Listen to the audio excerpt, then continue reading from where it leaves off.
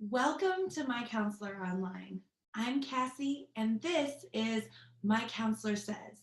My Counselor Says is an opportunity for you to ask one of our awesome therapists a question, then I will track them down and get them to answer the question that you personally submitted about your situation, or the situation of someone you care about.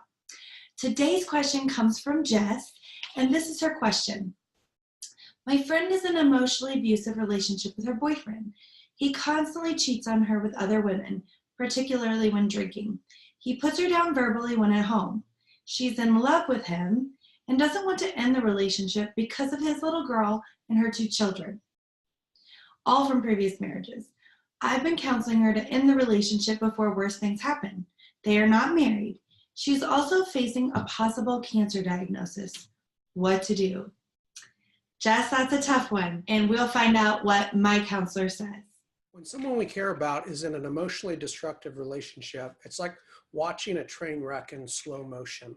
We're so powerless to be able to make choices for the other person, and yet it's so painful for us seeing the effect on this person that we love and those around them from the emotionally destructive dynamics of the relationship. When we're in that position, the question of, what do I do as a friend or as a loved one?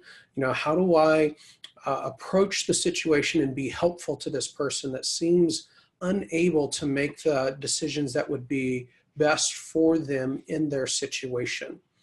And first of all, I want to encourage you to continue to be a friend.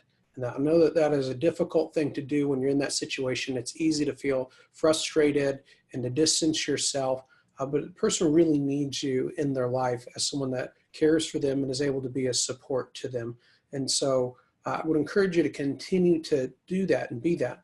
And to think towards smaller steps. Oftentimes the decisions that a person is facing that feel overwhelming and just impossible for them to make are paralyzing to them. And so they do nothing, or they just stay in what they know in the situation or relationship that's unhealthy. And so rather than expecting them to be able to make all the choices that they need to make or the big choices that they need to make and to make them now, you might start with encouraging them to take smaller steps that will help them identify the things that are getting in the way of them being able to make the bigger decisions, as well as provide the support and direction for them that will lead them to a place of feeling like they have what they need in order to make the decision that they need to make.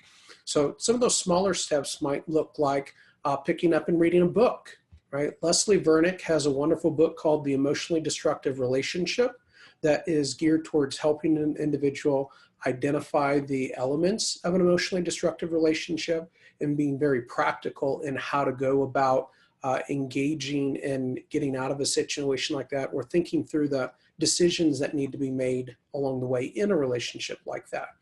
Leslie also has some great support groups online, I think through her Facebook page, where you can get into a closed group and get some additional teaching from Leslie, as well as support from other women that are navigating through emotionally destructive relationships.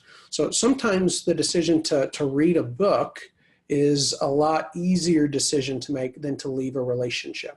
And so it's a starting place.